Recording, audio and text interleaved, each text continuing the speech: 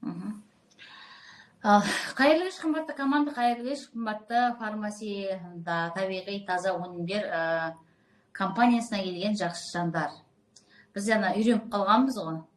Жақсы өмір депті. Әрқашан да соны айтқым келіп тұрады, жақсы өмір депті. Дегенмен енді өмірдің өзі жақсы.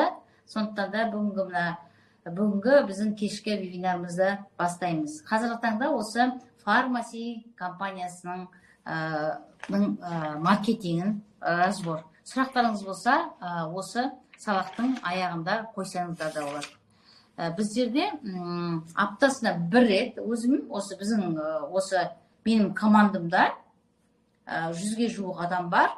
Қазіргі таңда енді аптаның 3 күніне қойдық. 3 күн, 1-ші, 3-ші, 5-ші күнге қойдық, Бірінші күні, енді просто мен жаңағы Атырауда жүрдім де, ығысып кетті да график. Бірінші күн полный маркетинг разбор жасаймыз. Әрқашанда бірінші күнге осы ссылкамен біреу шақыратын болсаңдар, мына үш бізде категория бар. Бірінші категория фармасия компаниясы тұтынушы. Тұтынушы келеді алып кетеді. Оны даже тұтынушы мен тіркемеймін. Мен жаңа уже жолдан келіп 2 алоэ сатып келдім, тіркемеймін ол адамдарды. Бірақ өзімнің скидкамен беремін, или болмаса 3000-4000 қосып беремін. Айтамын, например, бүгін мен алоэ, например, 13-500-ге саттым да, мысалы айтқанда. Үстіне обязательно қосып аламын, потому что ол тұтынушы тек. Сен алды кетті болды. Ол бірінші категориядағы тұтынушы. Ал екінші категория олар сатушы. Сатушылар олар тіркеледі, кәдімгідей 55-50 сосын однотипный заттар сатып алады. Дезодоранттар бірнеше штук. Или болмаса 2-3 жаңағы не шампунь сатып алады да. Или болмаса ол ақшасына қарайды. Мысалы айтқанда, мысалға примерно да, егер де кімге нағыз ақша керек болса, ол сатушылықты да қосады. Мысалы айтқанда 6-7 шампунь алады. Бір 100 000 теңгені өзіне былай шығарады бизнеске. 100 000 теңге 6-7 шампунь алады да, үстіне 4000-3000-нан қосасың. Яғни, давайте 10 деп округляйық да, допустим, сатушының өмірі біздерде. 10 шампунь алып алдың да, 4600 теңгеден аласың, ана шестночный, ананың 5250 ма, енді по курсу қарайсың. Сосын 10 алса, 10 зат алсаңдар, 20 зат алсаңдар, біздерде 3000 теңге не түседі. 3000 теңге бізде жаңағы доставка төленеді. Біздерде енді Алматыдағыдай объем емес, біздерде коробка санына қарай бөлінгенде бізге 3000 теңгеге шығады, осы Ақтаудың адамдарына. Осы біздің мына неде, Ақтау қаласындағы адамдарға 3000 теңге. Кейде болады, 2800-ге шығып қалатын кездерде болады. Ладно, мы округляем 3000. Ол не обязательно, оның ішінде біреуде 20 зат болады, біреуде, допустим, по-разному. Сол доставканы бір төлеп тастайсыз, 3000 теңгені болды. Одан кейін сата бересіз жаңа шампуньды. 8000-ға саттабай, 8000-ға сатайық, 10 шампуньдан неше көресіз? 10 шампуньнан сен, егер де 10 шампунь сатып шыққан кезде, сен 30 000 пайда көресіз. Бұл чисто сатушының өмірі. Сен, например, бір кредитің болсын, коммуналкың болсын төленеді, Ол өте ыңғайлы, өте жақсы. Сен өзің былай основной жұмысың бар, жұмысыңды да істейсің, балаларыңа үйте тұрып, завтракыңды бересің, күйеуіңді жібересің, екі ортада. Менде сондай адамдар бар, қазір айналысып жүрген. Айына артық 30 000 табыс табасың, Сатушының өмірі жақсы. Енді үшінші категория бізде бизнес-партнер. Мен сразу бизнес-партнер таңдадым. Себебі мен тек тұтынушы, тек сатушы болуым келмейді. Мен бизнес-партнер болдым. Тұтынушыға да, сатушыға да 45% жеңілді. Бізде сосын және тегін тіркелу. Қазір, секунд.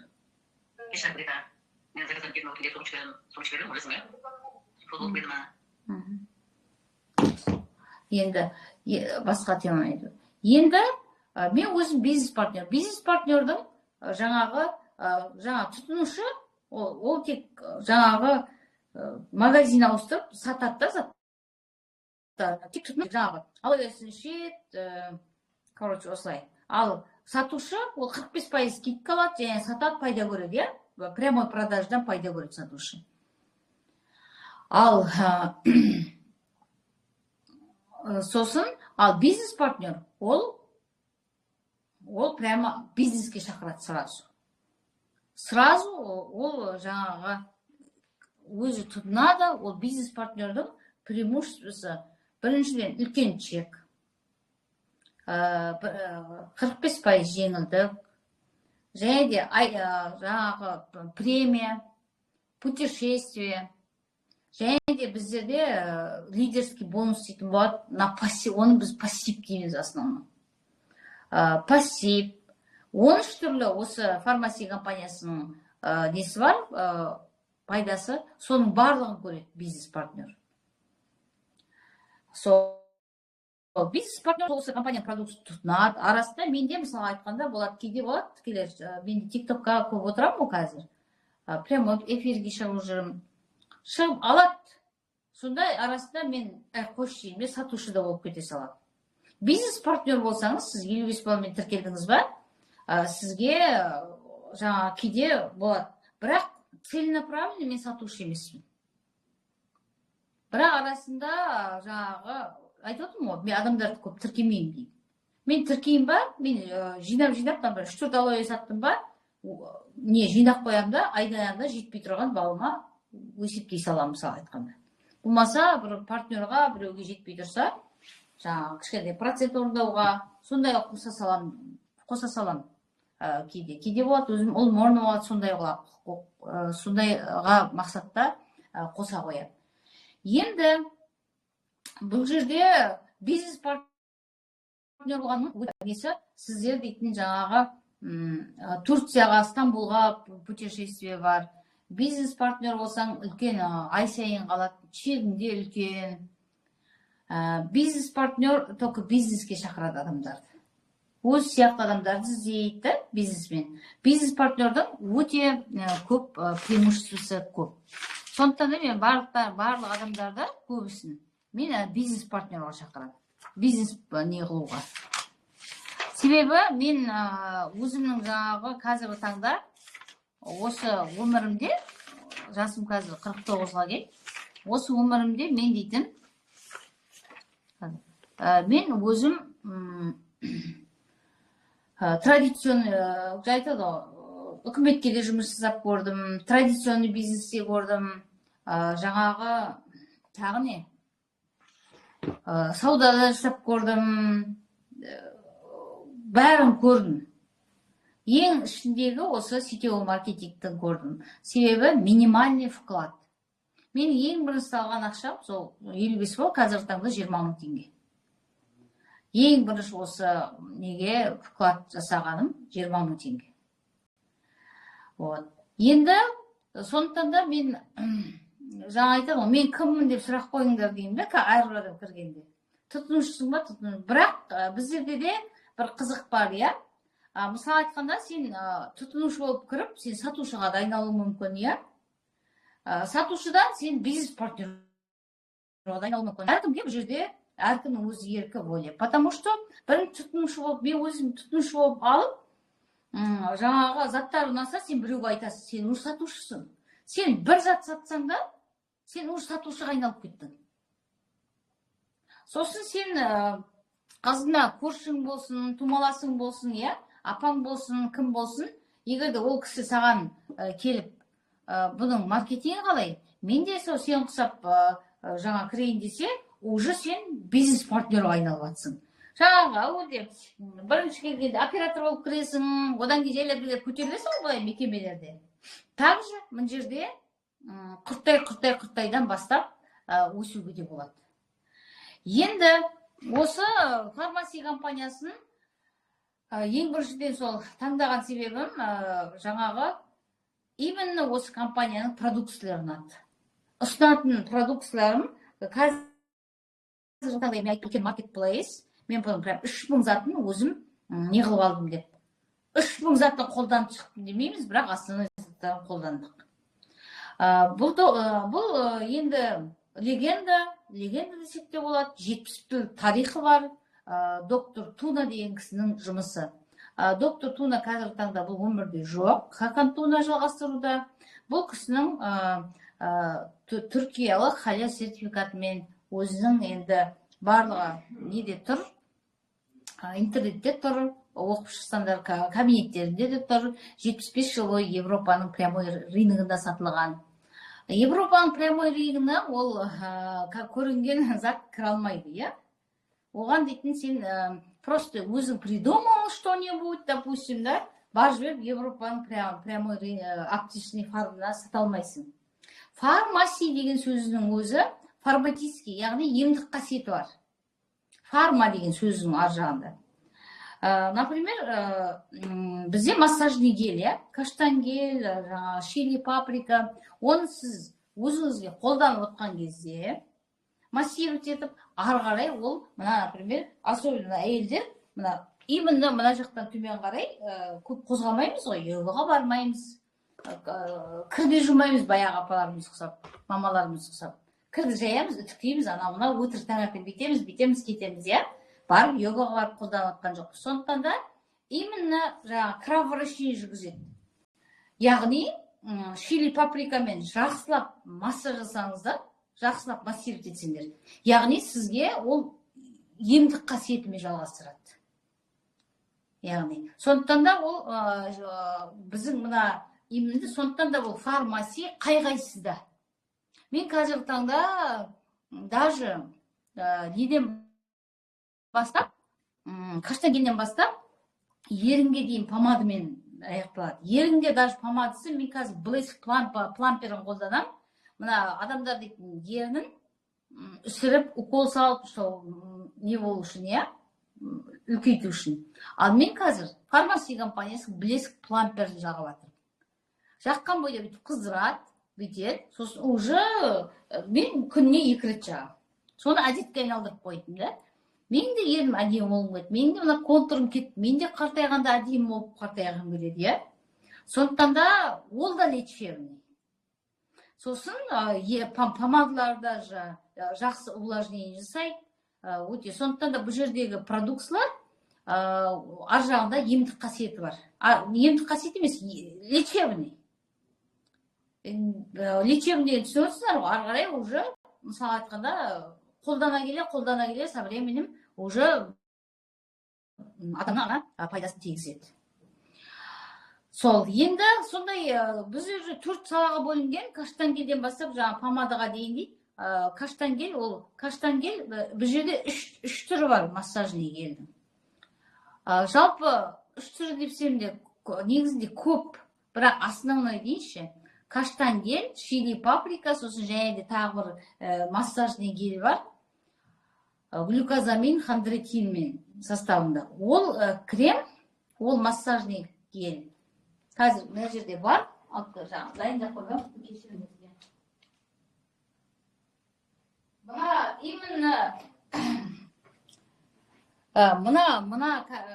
мына крем, бұның ішінде каштан да бар, бұның ішінде каштан, ішінде конский каштан бар, және де бұның ішінде глюкозаминмен не бар. Сондықтан да 3 түрі бар деп айтамыз, е? Сондай, бұл яғни бірінші саласы. Бірінші саласы сондай емдік нелермен, жаңа массажный гельдермен адамдар дейтін өздеріңіз көріп жатсыздар, күнде біз чатқа жіберіп жатырық нелерді, отзывтарды, өздерімізде отзыв салып жатырық. Екінші саласы ол аромат и макияж. Адико духилармен не қылып жатырық, дезодоранттарына көптеген адамдар рахметін айтып жатыр, е? Одан кейінгісі нутрициология, алоэ, кофе, L-карнитин. Сосын 4-ші саласы бытовая химия. Бытовая химия өзіміздің, яғни мен бұл 4 саланы, значит, біз настроение ештеңе іздемейміз. Мен өзім фармаси компаниясын таңдаған себебім де сол. Біріншіден заты көп екендерін. Енді 2000-3000-нан жоғары не бар, маркетплейс. Екіншіден 75 жыл тарихы бар. Үшіншіден заттары күшті. Барлық айтам, декоративкі де бар. БАДы, витаминдер енді көп қосылып жатыр қазіргі таңда. Біз кеше міне нені алып отырық, міне бочкасын алып отырық. Бұған қазір өзім ролик түсіремін, чуть позже. Мінекей бочкасы. өте массивный тоже саларым артынан.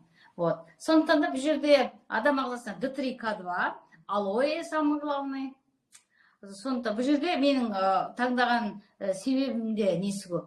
4 салада бар. Бұлай да бұлай іздемеймін де ештеңені. Ой, ана бұрын бір компания, алдың компания жасағанда бады ішем, бірақ шампунь не болды. Ал бір жерге жаңағы бады деп барасың, то мыломойка жоқ та, допустим. А бұл жерде именно барлығы бар. Сондықтан да 4 салада да арқайын сіз айта аласыз.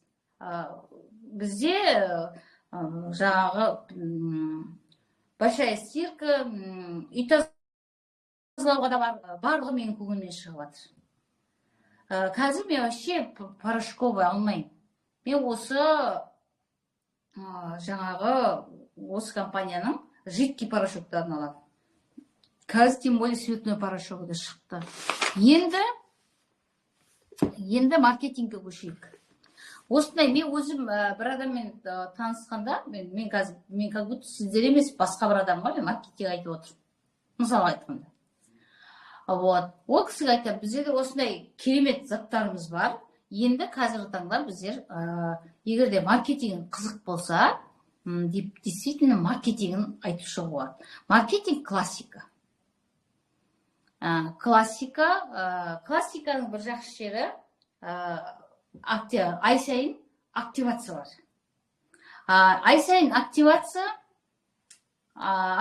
дейтін себебім, ай сайын не аласың? Айтқанда, мен шойдам, ай сайын 55 балаға активацияға не алуға болады деп тұр, мысалы айтқанда. Қазір.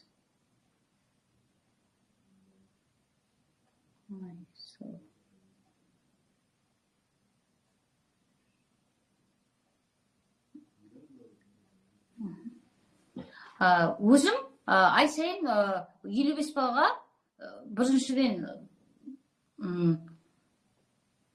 мен даже бірінші алған кезде де 55 баладан асып кетті, потому что анау да керек, мынау да керек деген сияқты да. Екінші айда алғанда маған біздерде ең бірінші доход да, бірінші доход ең бірінші 45% скидка. Маған бір ұнағаны регистрация тегін.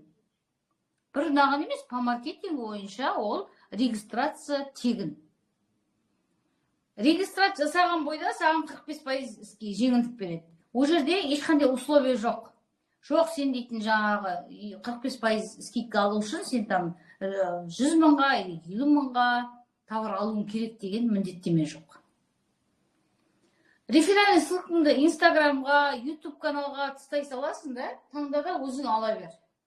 Любой адам даже тіркел жіберіп бір шампунь ала берсе де, ол саған очко болып есептеле береді. Өзіңнің соцсетіңе қоя сал болды. Осы жерден өзің таңдағанды ала бер. Іші өте оңай, жаңағы складты әркім өзінің регионына қарай таңдап алады. Ешқандай былай енді қазіргі заманда барлық адамдар дамып кетті ғой.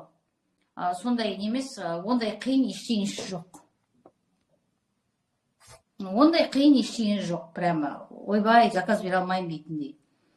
Екіншіден, жаңағы маған ұнағаны бұрынғы өзіміздің осы кезге дейін мен химикатты сол шампуньмен жуынып жүрдім. Сол жаңағы химиямен туалеттер тазаладық, иә? Свипкель, Доместос, как обычно, осы рынокқа не керек, соны алып не қылып жүрмін. Ал қазір мен просто магазин ауыстырып жатырмын. Өзімнің үйге мына өткенде ламинаттар жуып шықтым, өте керемет, даже мен сестрёме ұнады ол, себебі ол жіберген маған. Прямо күндегі жуып жүргенмен ламинатымның прямо несі өңі кірді деп. Сондықтан да бұл жерде біздер жаңағы магазинді өзгертіп, яғни мен өзімнің үйіме алатын, өзімнің суға түсіп, шашымды жуып, бетімді бояп, декоративті мен білем да, что әрбір зат алғанда маған ол бал болып есептеледі. Яғни мен өзімнің қолдан, ол даже бал қимаса да сол заттарды осы кезге дейін қолдандық. Сондықтан да осы несі классика маркетинг ұнады. Мен бірінші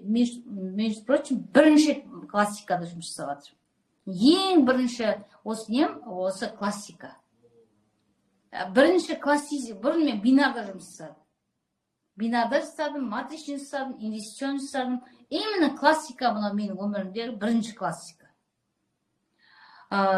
Содан кейінгі сразу 50% жеңілдік аласың, 45-50%. Екінші жылдам старт. Мысалы айтқанда сен келдің, как бизнес-партнер болып кіресің, сен 18%-ке шығуға, 18-22%-ке дейін көтерілуге болады. Ол жылдам старт.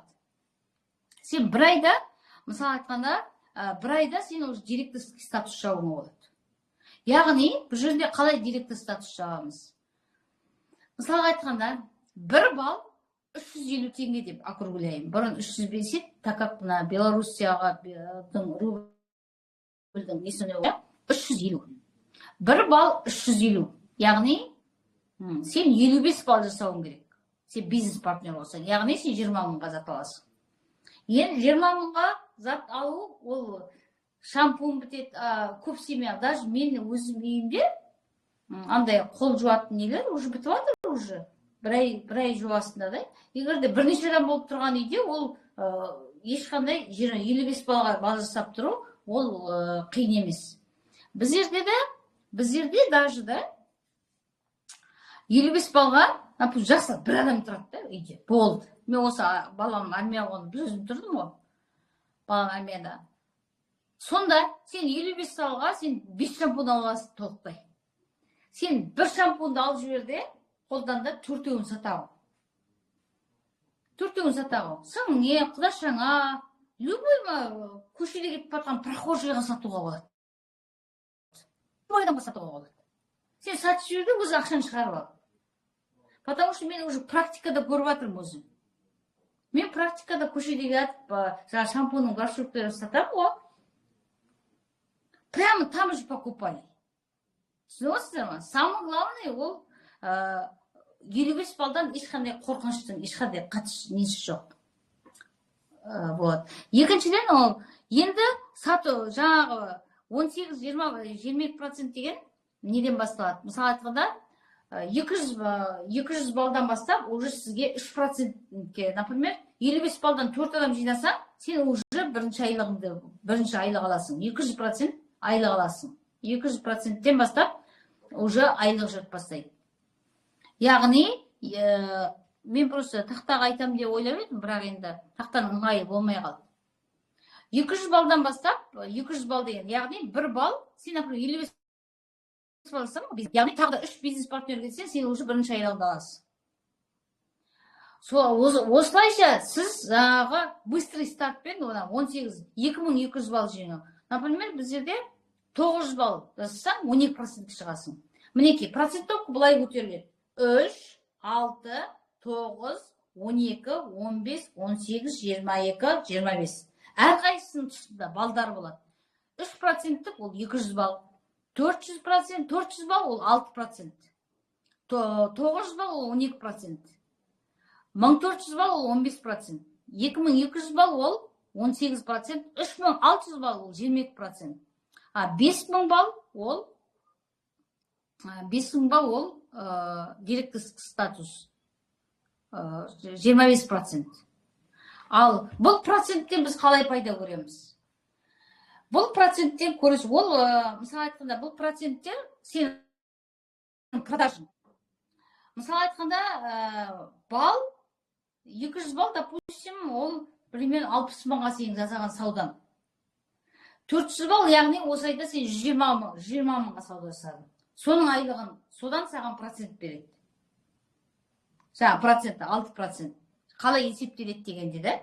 Ана балды жинаған балды, ол сен командыңмен жинайсың бірге. Ол не обязательно прямо, өзің прямо жалғыз өзің жинайсың деген.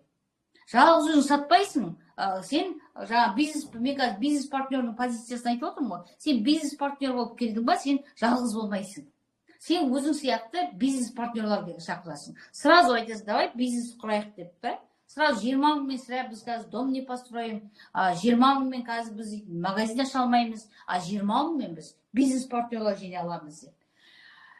Сондықтан да бұл жерде мына осы айда неше процентке жеттің? Мысалы айтқанда сен балға жеткен шығарсың, иә? 1400 балл. Сен, значит, 700-800 мыңға сауда жасадың, иә? Соған орай сен 15% аласың, жаңағы 700-800 мың, 15% алып отырасың. Сатқан процентің, балыңның объемы командыңмен. Сол сенің айлығың. Бұл жерде айлық өте не қылады? Қазірдің өзінде айлығыңды санат бер, өздері бот санап отырады екен. Ал 5000 балмен сіз, 5000 балмен сіз директорский статусқа шығасыз. 5000 балл дейтін ол 1,5 миллион табара барады.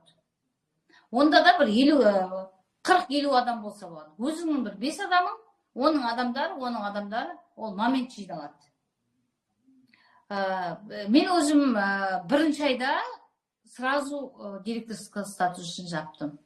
Себебі продукцияларын алып көрейік деді, әуелден бұрында да өзім нем болды, жаңағы команда болды. Сол командаларымызбен келіп кіріп кеттік бәріміз де сразу. Бірақ енді ондай бірінші айда директорский жаппадым деп не расстраивайтесь.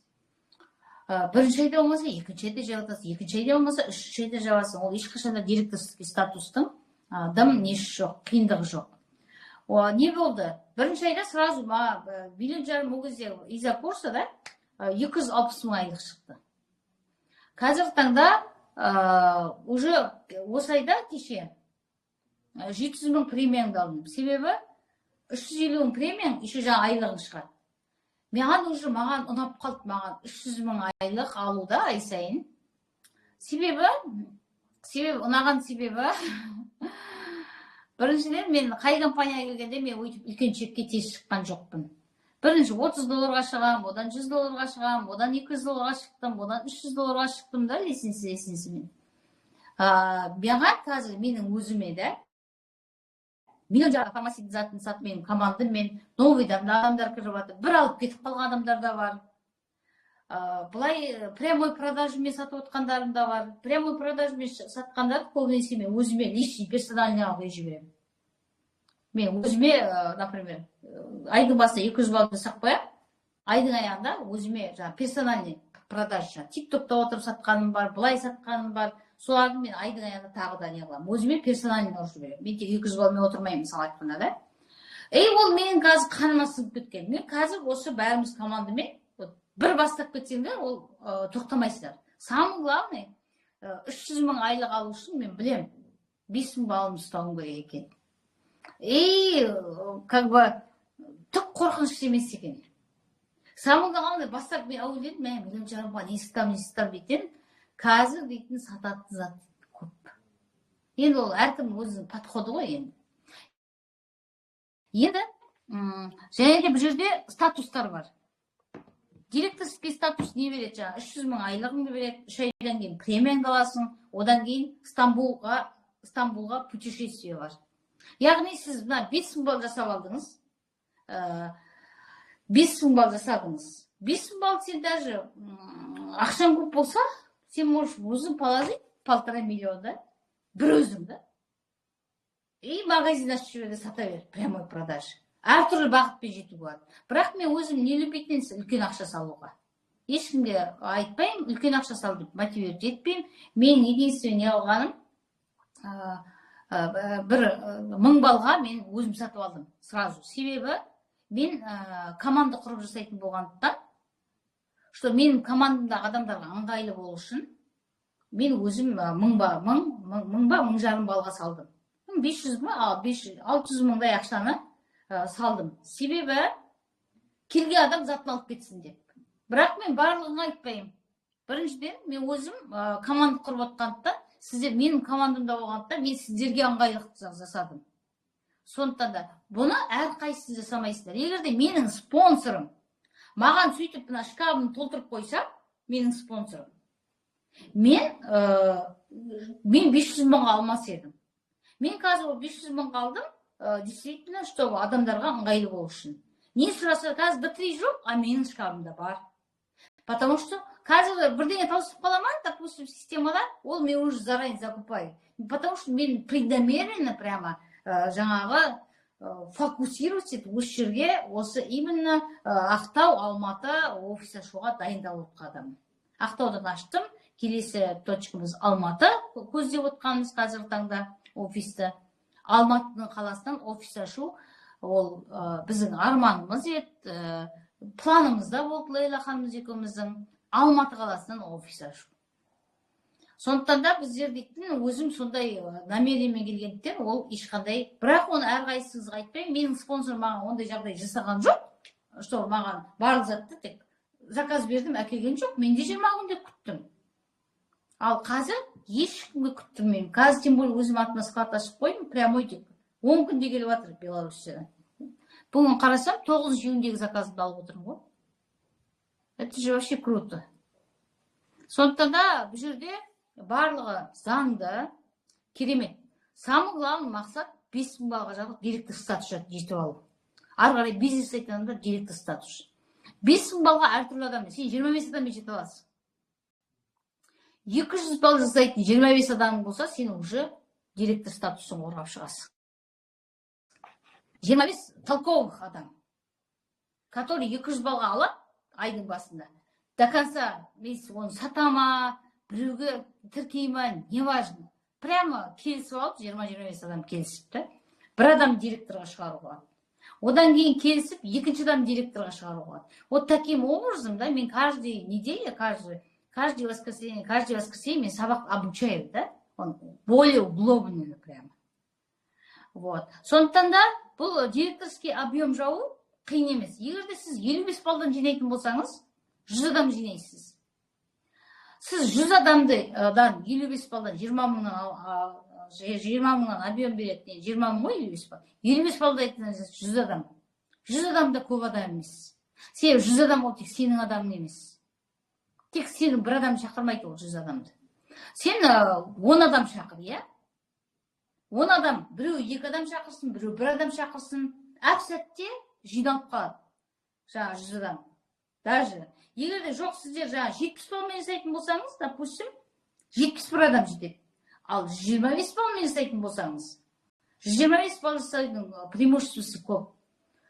Компанияның атынан розыгрыш ай сайын. Сосын эксперт клуб ашылады. 25 жасалған бал жасаған адамға осындай мына керемет, жаңа мен, например, кеше алдым сыворотканы. Мынау былай 25 бал партнерский, 12 бал алдым. Кірпі қас өсіреді. Осындай продукциялардан манағы 45%-дан да бөлек скидка береді тағы да. 125 балдан ұстап отқан адамдарға. 125 бал көп семьялы адамдарға, үйлерге 125 бал жасау, это запросто. Себебі ұлың болады, қызың болады, бәрін айтыңдар, шампунь басқа жақтан алмаңдар, менен алыңдар. Не керек мұндан, допустим. Дезодорант, допустим, да? Ол семьяның ішінен можно организовать. Сен не алайын деп тұрсың? Сен жуынатын зат па? Мен не алайын? 25 бал дейтін қымбат емес қой, 40 мың ақша, да? Давай сен 5 мың бер, сен 10 мың бер, барлық жуынатын заттарды үйдің полын жуатын мен обеспечитейін деп, да? Мына үш-төрт мен тұратын адамдарға вообще оңай 25 бал жасау. 25 балмен сен 40 адаммен директор статусын бағып тұрасың. 300 мың айлыққа шығасың. Біріншіден, екіншіден путешествие, тегін саяхат, үшіншіден премия. Сондықтан да мен как директор болудың әртүрлі варианттарын қарайыңдар. Әртүрлі варианттан қарау керек директор болуды. Вот. Енді ары қарай неге көшейік? Ары қарай статустарға көшейік. Мен жаңа айтып отырып, қалай директор болу керек екен. Яғни 5000 балды 3 ай ұстап тұрғанда сіз 400 мың, 3-ші айда сізге 400 мың премия береді. Помимо того, 300 мың айлығың бар, еще 400 мың премия қосылады. Еще тағы 2 ай қорғағанда сізге Стамбулға претендент. Стамбулдың бір жақсы жері, тек аэропортқа дейін таксимен барасың, болды. Ары қарай самолет, проживание, бір аптадан ақшасы барсың да болады. Қайтып келгенде аэропортқа үйге жетеді 2000 теңге болса болды. Барлығы әншейін. Және де біздің осы фармация компаниясының 9 алпауыт заводын көресіңдер. Мына біздің жасалып жатқан помада, жасалып жатқан каштангелдер қалай жасалып жатыр. сертификаттар, основательдермен танысасыңдар. Сондай керемет ол өздері ұйымдастырады екен, жылына 2 рет соған тап боласыңдар. Это же круто. Вот. Тағы бір айтып кететінім, мен алдында бір компания, Веда компания жасадым. Очки саттым, сол кезде Пиндоста 5 мыңнан қалып қойды, содан сата алмай қалдым да. Ал фармация компаниясы жасайтын болсыңдар сіздер да, мынаның подделкасын сіздер, ана жерде Пиндоштан таба алмайсыңдар мынаны. Мысалы айтқанда. Түсініп отырсыздар ма? Потому что заводы бар, заводын прям ашық көрсетіп отқан, действительно осы фармация. Действительно, маған тағы да бір наған жері есіме түсіп кетті да, соны айтып отқан, тағы бір қатты наған жері. Сол. Енді жақсы, бәріміз қазір директор болдық. 5 балл жасап отырық. Енді сіздің астыңыздан бір директор шықса, сізге 180 мың премия болады. Ол 180 мың премияны сізге 6 айға бөліп береді.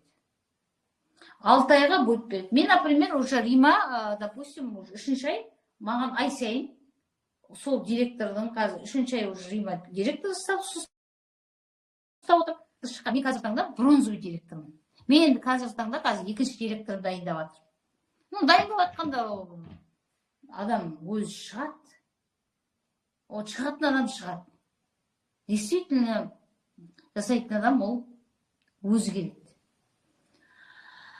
Сол 3-4 претендент бар. Қазіргі таңда менде 2-ші директорым шықса, одан да маған ай сайын 30 мың ақша қиып отырады. 30-35 мың. Себебі, сен директор шығарған сайын саған чегің көтеріле береді. 5 директор шығарсаң, 150 мың алып отырасың ай сайын, помимо айлықтан бөлек. 6 ай бойы. Мен қазір бронзовый, бір директор шыққанда, сен бронзовый директор деген. Бронзовый директорды 3 ай ұстағанда, уже премия 500 мың бөлек премия болады. Мына, помимо ай сайын алатын 400 мың чегің, еще плюс тағы да 500 мың чек болады. Вот. Және де жаңағы мен уже директор болып отқанда не болған жоқ, мен қазір бронз болып қорғап жатырмын, иә? Бронз болып қорғап тұрмын Стамбулды, қорғайын деп отырмын. Құдай енді ниеттеніп жатырмын. Әлі 2 ай қорғауым керек. Вот. Енді золотой директор. Сен 2 директор шыққан кезде золотой директор боласың. Яғни бір директордың объемы ол 5 мың балл. Ал 2 директор шықса 5 мың балл жасайтын. Сен золотой директорсың. 3 директор шықса да сен золотой директорсың. Ал 4-ші директор шыққанда сен уже платинасың. Қазір мен премияларын айта өтейін. Мен бұрын курспен жазылған екен да, менеджер директордың 350 мың деген да премиясы. Бірақ 350 мың емес, маған 400 мың түсті. Бронзовый директордың қазір таңда 417 мың деп тұр ғой. Кеше бронзовый директордың чегін сұрап едім, 510 мың түскен. Потому что қазір курстың қозғалысына байланысты. Вот. Сондықтан мына жерде кішкене переделка жасауға болады. Енді золотой директордың чегі мен уже 2-ші директорым шыққанда шығады. 626 мың, давай әрқайсысына бір 80 мың қосып айтайық, 700 мың директор не аласың, золотой директор. Золотой директор деген сөз, сен 2 директор шыққанда золотой директорсың. 3-ші директор шықса да сен золотой директорсың. Ал 4-ші директор шыққан кезде сен платиновый директорсың. Қазіргі таңда Қазақстанда платиновый директор жоқ. Ол не деген сөз? Ол не деген? Әлі фармация компаниясын ешкім танып біліп жатыр деген жоқ. Шетелде бар, себебі ол 75 жыл рынокта болғанмен, бұлай прямой продажда болғанмен. Сетевой маркетингте 15 жыл болды. Сондықтан да біздерде әлі платиновый не жоқ. Лидер жоқ. Енді платина 4 директор болғанда платина боласың, 5 директор болса да платина боласың, 6 директор болса да, 7 директор болса да сен платиновый статуста тұра бересің. Сол. Келесі статус, 5-ші, өзі 9 статус. Изумруд. Изумруд, ол 8 директор болған кезде изумруд боласың. Бір байқағаным, мына не Татарстан жақсы жасап жатыр ау деймін. Алсу дейма, бір лидерлер бар екен. Кеше мен сабақтарына қатысып отырмын, ол қазақтың. Мен оған қуандым бір жағынан. О, жақсы болды, қазақтарымыз өзімізге бұйырады деп. Қазіргі таңда мен дейтін упорно, прям преднамеренно осы Қазақстанның алғашқы бас директоры болғым келіп тұр.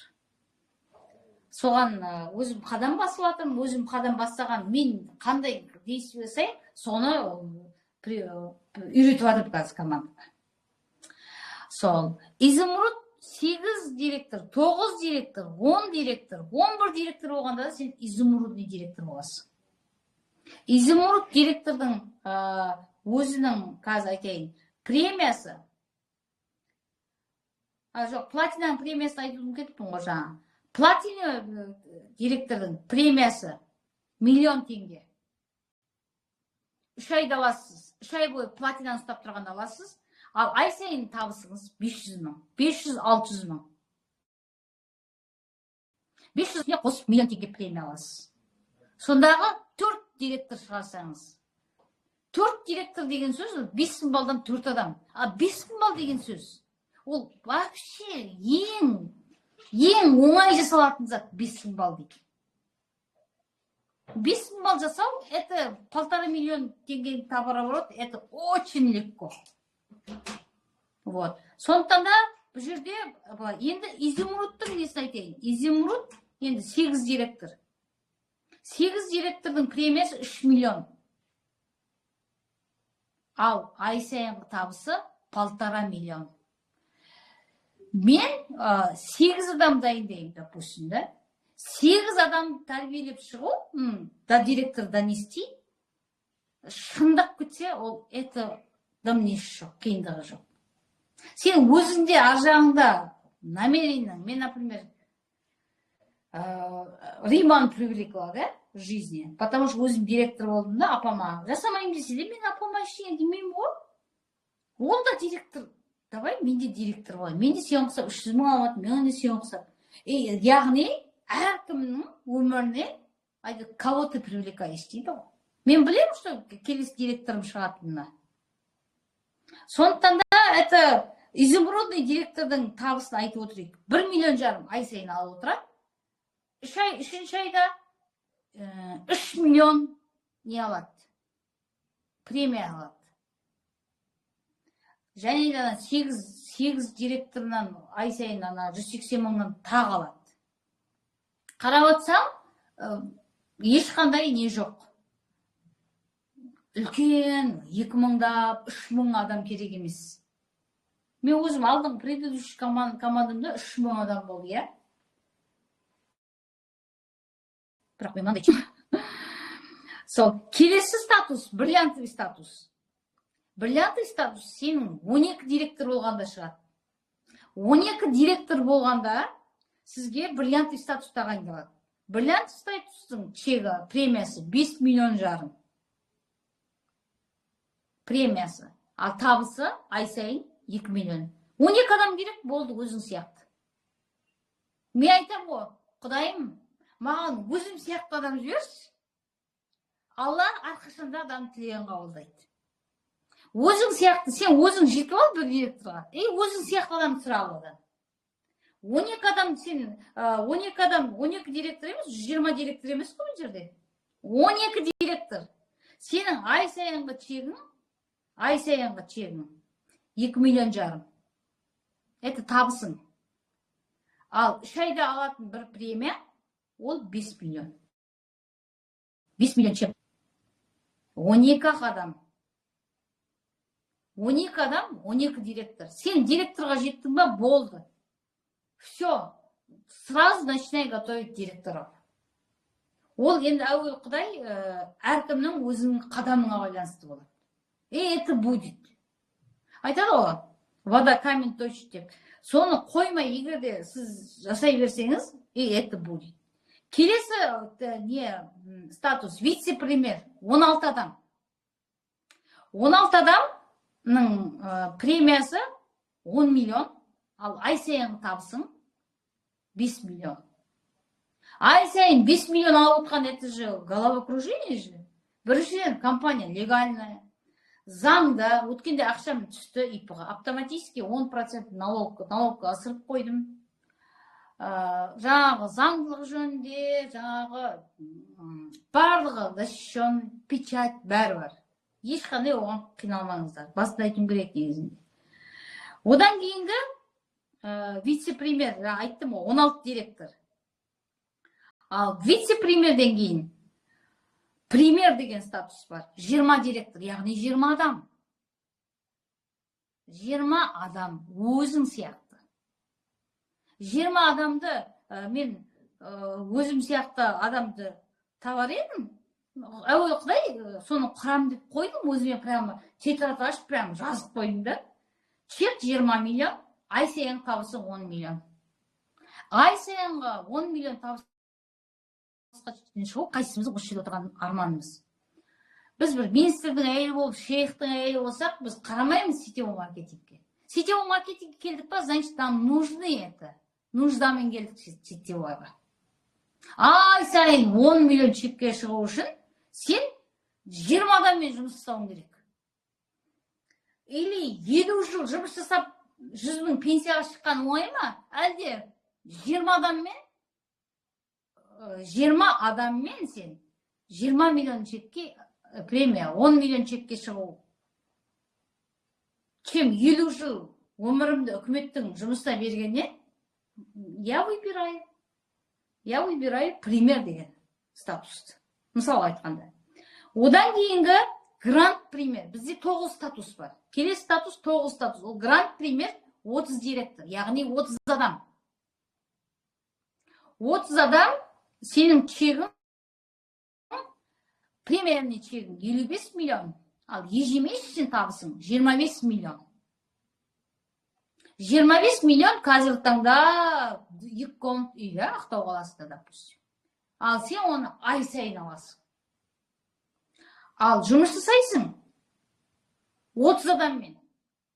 Мен өзімнің уголымда, рабочий зонамда прямо список тұр, 30 директорды.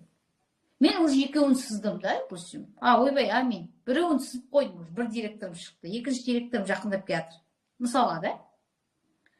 Вот. Сондықтан да 30 адамды өміріңе привлекать етуің керек. 30 адамды. Зато сенің чегің премияң 55 миллион, табысың 25 миллион. Одан кейінгі босс директор, бізді кімде-кім маркетинг тыңдамаған адамдар, біз постоянно құттықтап атамыз ғой, босс директор бол деп.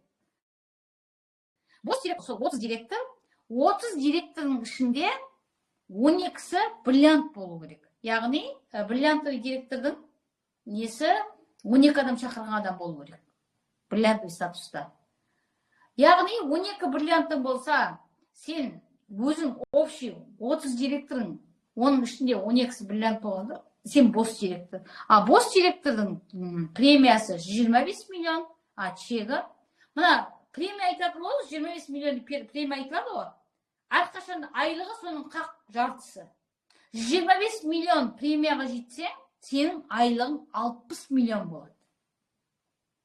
Сен 400 мың, например, 400 мың ба, 450 мың ба, осы премия үлкеншісі негізінде. 400 мың, допустим, премия алды ма, сенің айлығың 200 мың болады. Мен 200 емес, 270 мың болды айлығым. Мысалы айтқанда. Сондықтан да, мына премияның половинасы сенің айлығың. Кімдер айтып отыр ғой, изумрудный директор. 3 миллион премия ма, значит, ровно жартысы сен ай сайын алатын айлығың. Яғни сен ай сайын 1,5 миллион айлығыңды алып отырасың. 4-ші айда сен жаңағы 3 миллион премияңды аласың. Любой жаңағы сендерге просто математический расклад тастап атырмын да, 9 ненің. Яғни үлкен табысқа жету үшін, үлкен жаңағы миллионер болу үшін, сен маңызды емес екен, сенің жаңағы үлкен жер сатып алып, оған үй салып, оған жаңағы оны іздавайт етіп, одан сотрудниктер жұмысқа алып, ол жұмысшыларға айлық беріп, оның да бір уақиғалары болады, біреу сұранады, біреу ауырады, біреу өліп қалады. Соның бәрі сен миллионерлер отырады, шаштары аппақ болып дірілдеп та уже милары ашып, уже дірілдеп қалтырап та. Почему сетевой маркетинг таңдамайсыңдар деймін да. Мен өзім қазір директор статусында отырмын да. Мен түскім келмейді, мен директор статусында. Такой же амбициозный адаммен да сіздер өзің өміріңе 30 адам жинасаң да, допустим, да, бос директор, сен миллионерсің. Ал осындай миллионға жету үшін не істеу керек? Ең смешное да, мына миллионға жету үшін тіпті күлкілі, тіпті бар, күлкілі. Не істеу керек дейсіңдер? Күніне 40 минут десем ұят болар да. Күніне 2 сағат уақытымды болды. 40, на самом деле 40 минут жетеді негізінде. Таңертең тұрып, сотсе, біріншіден қолымызда тақтай сотқа. Сен 40 мың төлейміз, не қыламыз? Миллион теңгенің соткасы тұр. Минимум 500 мың теңгенің соткасы ұстап отырсыңдар, әрқайсың. Сен миллионерсің ба, миллионер емессің ба, не важно. Сотканы ұстадың не үшін? Мен өзім дым расчетсіз қозғалмаймын. Вообще қозғалмаймын расчетсіз. Біреумен сөйлескенде де расчетпен отырамын. Уақытымды бөлгім келмейді. Даже тойларға барғанда 4 сағат тұрамын ғой да. Ту деп тұрасың ғой саған айтқан. Тіпті алыс ағайындар тойға шақырады ғой. 4 сағат уақытым желініп жатыр деп та. Сондықтан да мына мен соткымды да просто тек алло деп жаңағы ютубтан жаңағы біреудің өмірбаянын қарау үшін қолданып отыр көп адамдар. Вот қателесіп отыр. Бұл жерге 2-3 социальный жаңағы 25 миллион, ай сайын 65 миллионға табысқа шығудың жолын айтып отырмын сіздерге. 3 соцжелі: YouTube, TikTok, Instagram. Сосын өздерінің WhatsApp-сы 4. Осы 4-еуіне сіздер таңертең 2 сторис 15 секунд жарайды. Егер де әрине, онда да айтып отырмын сіздерге. Кім 65 миллион табыс тапқысы келеді айына. 30 адамды да директоры нарастит, 30 адамды. Сенің чегің ай сайын 65 миллион. Айтады, игра стоит свечи деді маған салса. Қазіргі таңда мен действительно соған өзім намерение и жаңағы ниет дейді ғой, соны қойып отырмын. Таңертең тұрып, қайырлы таң, қымбатты достар, может төсекте ұйықтап жатқан шығарсыңдар да, тұрып, ракурсыңды ұстап, мен бала үйретіп отыр қазір маған. Өзің серединен тұрып, мына яркысын көтеріп, чтобы мынау әдемі болып тұру үшін да. Қатты әдемі болып кетудің үшін социальный сеттің. Прямо мынандай живой видео болу керек.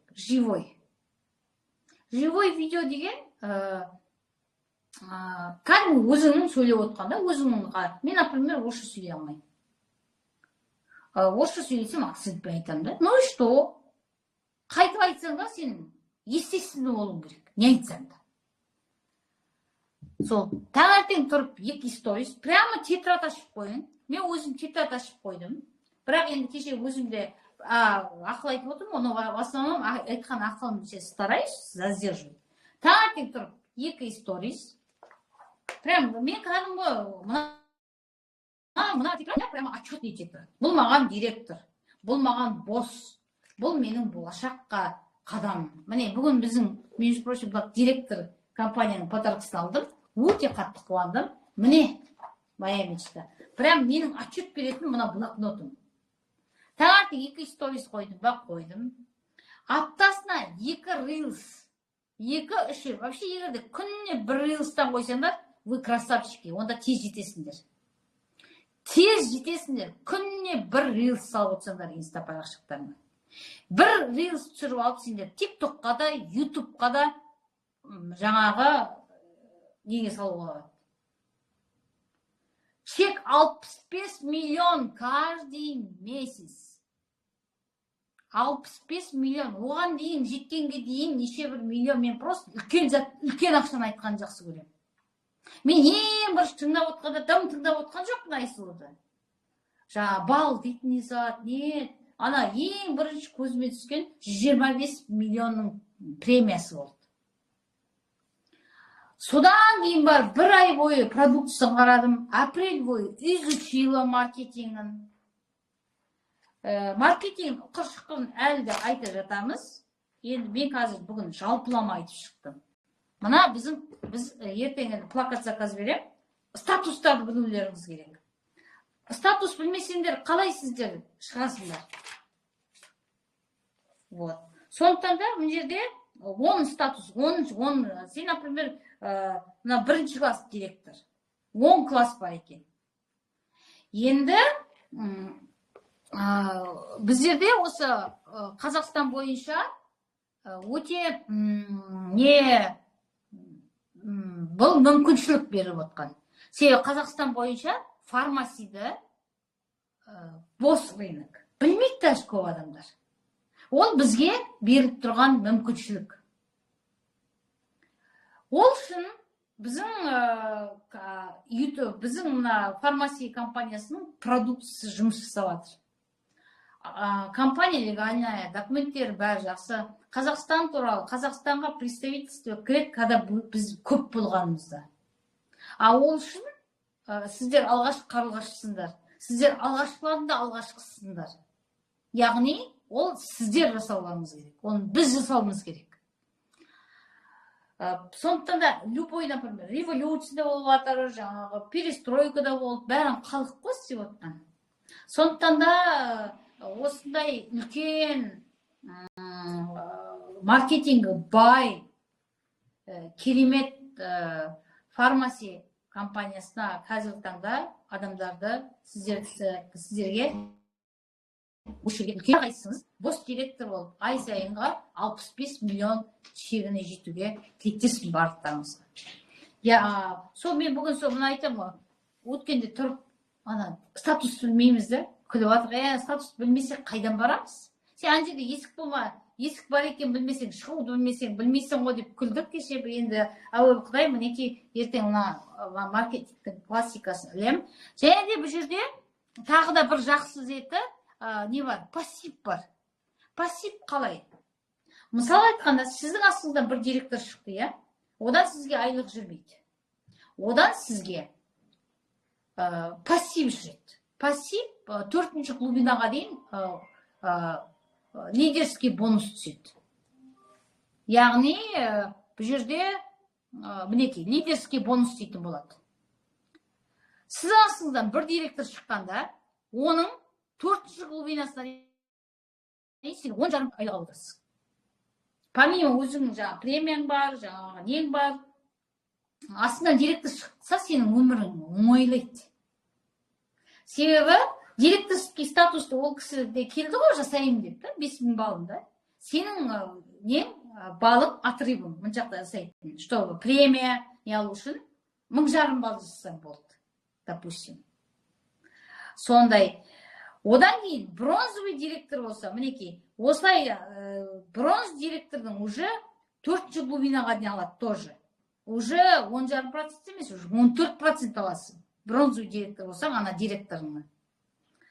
Золото директоры, платина, осылай нарастающий өсе береді. 7-ші глубинаға дейін сіз пассив алып отырасыз. Яғни, сіздің шақырған адамның процентін алып отырасыз. Ол адамдар, яғни ол адамдарынан да сен табыс көресің. Бұл лидерский бонус деп айтады, ЛБ деп айтылады. Лидерский бонус, көбісі лидерский бонустар дейді көп ақша. Көп ақша лидерский бонустан түседі екен бұл жерде. Енді біз қазір өзіміз көп емеспіз ғой, біздер көп болса 100 адамбыз да, қазір командамызда. Но со временем уже біз көбейген кезде байқаймыз. Біздің бұрын компанияда пассив сияқты, бұл жерде именно көп ақша матчинг бонус сияқты, то есть бұл жердің көп ақшасы лидерский бонуста.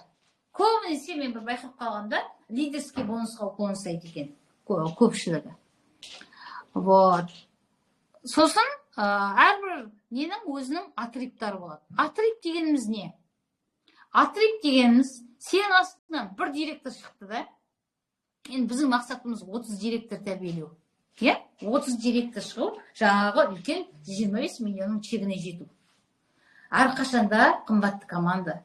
Мақсаттарын ұмытпаңдар. Мақсат бос директор. Мақсат ай сайын 65 миллион чекке жету. Мақсат 25 миллионның чегін ұстау. И статус бос. Мақсаттарын ұмытпаған адам, ол әрқашанда мақсатына жетеді. Мақсаттарыңды тоймен садақа алып кетпесін. Арғай. Той, садақа, мақсаттарыңды біреудің өмірі алып кетпесін. Даже өзің собственный ұлыңның өмірі. Оның өмірде кіріп кетпе, мақсатыңды ұмытып. Ол өзінің өмірі өзі құрсын. Сондықтан да, егер де сіздер өздерінің мақсаттарын ұмытпасаңдар, өз мақсатқа жетесіңдер. Енді сіздің астыңыздан бір директор шықты да, сенің атрибың, если сен Стамбулға барғың келсе, 2500 балл жасап отырасың ай сайын. Соның жарты жұмысын. Ал әуелде сен директор болғанда 5000 балл жасадың ғой, яғни сенің жұмысың 50% азаяды. 5 ай бойы ұстап отырса 2500. Жоқ, істей алмаймын десеңіз, 1500 де сіз премияңызды ала бересіз. Просто бәрімізде енді основательді көргіміз келеді, жаңағы Стамбул, это свет жағып кетші балам коридорда. Вот. Сондықтан енді екінші золото, платинаның барлығының атрибуттары 1500 екен. Атрибут для лидерского бонуса дейді. Атрибут для премия дейтін болады. Атрибут деген сөзіміз не? Атрибут деген сіздің мына директордың объемынан бөлек, яғни бұл жерде солнышко құрған жақсы. Бірнеше адамды, мен, например, бірінші линияма 17-18 адам тіркедім, я? Сондықтан да мен 30 адам тіркедім. Көбі, сіз 100 адам тіркеңіз даже бірінші линияңызға. Ішінен бәрі 30 шығады бері қарай. Сондықтан да, мына атрибут деген, бір адам, например, 5000 балл жасады ма, яғни, мына жақтағы адамдармен, мына жақтағы қалған адамдар, біреу 200 балл жасады, біреу 300 жасады, біреу 400, солармен қосылғанда боковойындағы атрибут. Атрибут негізінде для лидерский бонус дейді ғой. Бос директор болсаң да атрибутың 1500 болады. Тек лидерский бонус алу үшін. Сен даже бос директор болып тұрсаң да атрибутың 1500 болса бола береді. Лидерский бонус алу үшін. Лидерский бонус алу үшін атрибут өспейді. Сол 1500 балл жаса да лидерскийіңді ала бер. Лидерский деген сөз сенің шақырған адамның 7-ші глубинасынан табыс алу. 7-ші глубинасынан табыс аласың, статусыңа байланысты. Вот. Ал атрибут для премия дейтін болады. Ол не? Жаңа айтып отырдым ғой. 25 миллион теңге деп та. Яғни атрибут для премия ол 2500 балл. 2500 балл ол мен өзім атрибут жасап отырмын қазір ради премии. И путешествие. Жаңағы Стамбулға барып келу үшін. Мен 2500 жасайын. Римадан бөлек. Вот. Атрибут для премия, қазір айтайын, платинаға дейін 2500 екен. А премия ол 3 айда берілетін зат. 3 ай бойы сен атрибутың 2500 ұстап отырсаң, 3-ші айда сен уже 3 ай толық жапқаннан кейін сен уже премияңды аласың. Премия, например, 25 миллион болса, значит, сен 65 миллион табыс ай сайын келеді. Премияның ровно жартысы сен ай сайын табысың. Чтобы санап білсін деп айтып отырып та сіздерге. Бұл жерде атрибут 2500 екен. Неге дейін? Платинаға дейін. Яғни сен 7 директор шыққанға дейін, 7 директор шықса да, сенің атрибутың 2500. Ал премияң жаңа алдыңға неде айтып отырдым. Енді одан кейінгі несі атрибут изумруд, бриллиант,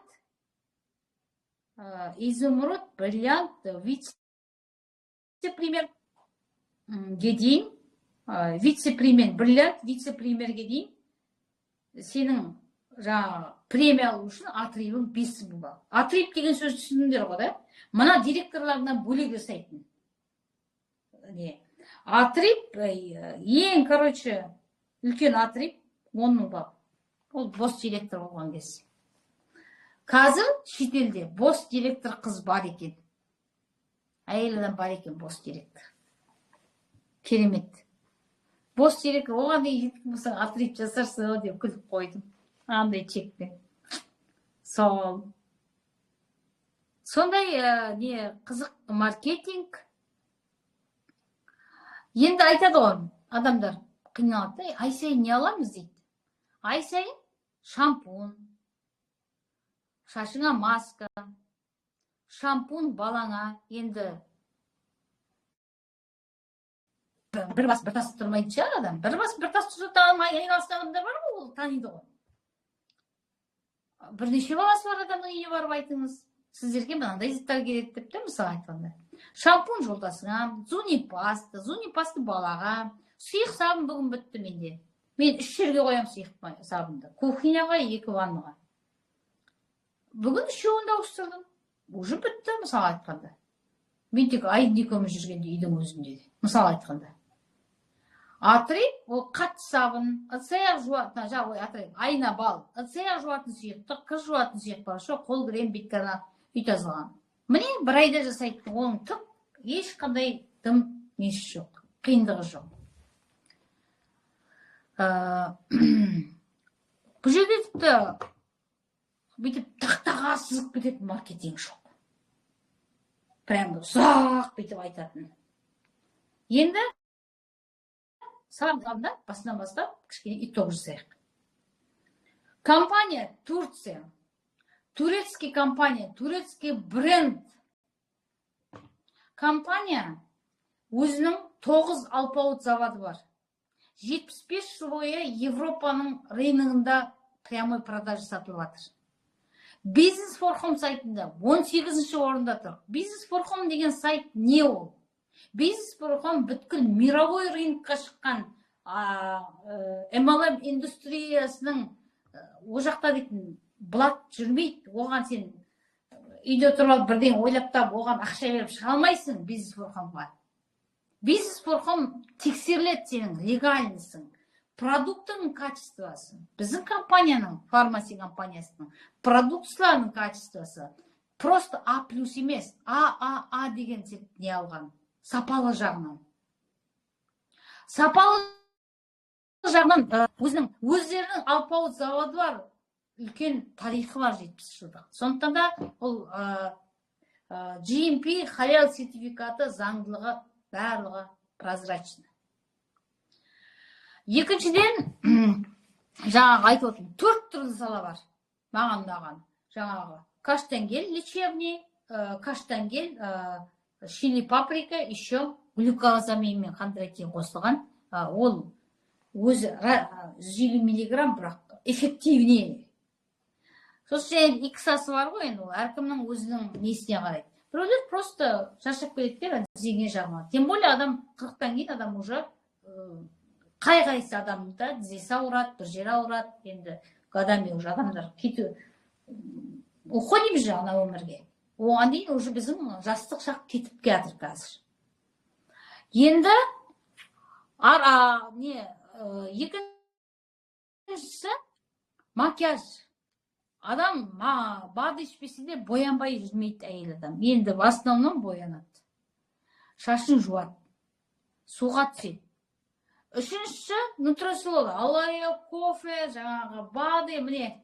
Мына бүгін бочка, қазір осы изучать етіп, рилс түсірейді отырмын. Мен әрбір кезде әртүрлі заттар жазамын. Не үшін? Для рилса.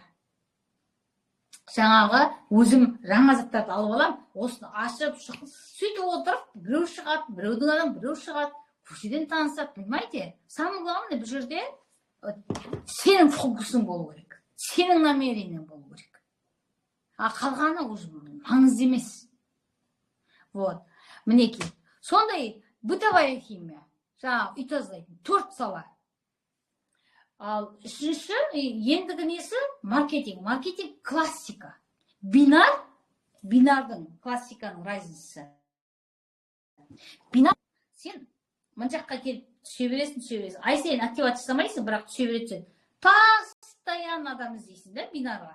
Сен қазір біреуді бинарға шақыршы, Камчатты шақырайын да көршімді. Ол бинарға келеді, мен ортасындағы теңескен ақшасын алып аламын. Болды. Ол Камчат қош жасаймын, жасамаймын, өзі арай. Тағы новый Камчат іздеп кетемін. Ал мына жерде сен 30 адамның тірке, 30-мен жұмыс жаса. Сен ай сайын активация жасаған сайын, ай сайын одно и то же адамдардан табыс табу, ол классика деген. Одно и то же адамдар өздерінің, например, мотивационный 4 шагымыз бар ғой біздің.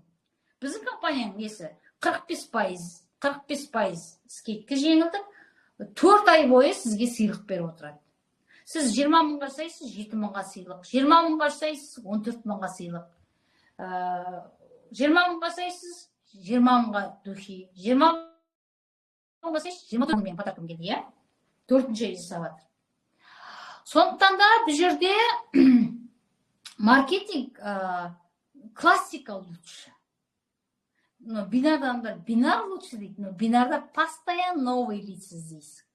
Әрине, бізде де новый лица болмайды емеспін. Сен өзіңнің 30 лицаң тауып алсаң, әркім бір, допустим, да? Адам, оның әркім өзіне іздейді ғой. Сол командамен, сол чегіңді келесі айда аласың. Новыйдан да кіріп атады, біреулер қалып қойып атады, не важно. Ал бұрынғы жасап отқан, понимаете, түсіндіңдер ғой да, классиканың отличиесі. Вот. Енді жаңа статустарын айтып өттім. Басқа осымен бітті. Ал фокус деген сөз, мен ауыл түсінбейтін едім. Бір күні мен даже здесь и сейчас түсінбейтін едім. Оны да бір жеке психологқа барып түсіндім да, быть здесь и сейчас состояние деп айтады ғой. Оны да біреуден түсіндім. Ал фокус дегенді, фокус деп айтады, тық түсінбейтін, құдайым-ай, фокус дейтін. Бірақ аналарды білген адам құсап психологтардың алдында отырам. Ана күшті тренерлер тыңдап отырам. Фокусты я фокусты мен аштым. Фокус деген сөз одно и то же движение каждый день надо делать. Вот и это фокус. Фокус дает энергию бір жерге. Вот ешқашанда деньги деп жүгірмейді, ешқашанда ақша бірінші келмейді ешкімге. Бірінші энергия. Бірінші фокус. Жаңағы, мұнан айтқым келе ма? Күнде статуспен осымен отыр. Фокус. Это фокусировать дейтін, фокус дейтін сен. Енді фокустың алдында бір зат бар. Ол сенің арманың. Ол сенің тілегің. Ол сенің жеткің келген жетістігің. Полный депрессия. Армандағы жоқтымдағы адам жоқ. Одан фокус қайдан шықсын? Шықпайды одан полный. Фокус болады ма оған? Арманы да жоқ, дымы да жоқ. Баяғыда бір жаңа мамам айтып күлдіретін, бір уәзір хан баласы ауырып қалған, арманы жоқ кемпірдің дамбалын алып келдің деген. Барлық кемпірлер тоқтап сұрап жатса, арманыңыз бар ма? Иә, бар ғой, балам бүйтсе екен, тіпті арманы жоқ адам таба алмай, уәзірлер шаршаған ғой, хан баласы ауырып жатыр. Арманы жоқ кемпірдің дамбалымен жүру керек. Сол бір кемпір ұстап айтты, сіздің арманыңыз бар ма? Арман жоқ деп. Мә, онда сіз керек еді жаңа, сіз дамбалым да жоқ деп айтады дейді. Арман жоқ кемпірдің дамбалы бар дейді. Сол сияқты арман жоқ адамға керек жоқ ештеңе. Ал егер де әрқайсының внутри армандарыңыз болса, ол арманға фокусироваться ету керек. Яғни фокус бірінші арман туылады адамда. Арманым енді денім сау болса екен да менің. Бірінші арманым денім сау болса екен. Жетмішім сау болса екен. Екіншісі бала шағам аман болса екен. Үшіншісі жаңа бай болса екен, иә? Әуел Алла тағала жіберді ғой бізді. Бай болуға, пендем бай болса екен, дені сау болса екен. жіберген жоқ, осы тек страдать етіп қайғырып өлсе екен, армандамаса екен, ауру болса екен деп жіберген жоқ ешқашан алла бізді. Сондықтан да бірінші арман бар жерде сізде уже әрекет болады сол арманды орындау. Ал вот фокус осыдан туылады, фокустың несі. Ал фокус прямо соған, мен, например, өзім бос директор деп қойып отырмын ғой, вот мой фокус болды. Маған сенің ойың, ананың ойы, маған не важно? Сенің даже сөйлеп отқанда мен сені тыңдамаймын. Менің фокусым делай. Менің фокусым Турция, Стамбул, премия. Бірақ это не значит, мен прям меркантильным, ақшадан басқа ештеңе көрмейтін зат емеспін. Менің просто нем фокусировать етіп затым. Сол фокус үшін сен одно и то же движение каждый день делай. Давайте простой пример айтайын. Сен, допустим, айтайыншы.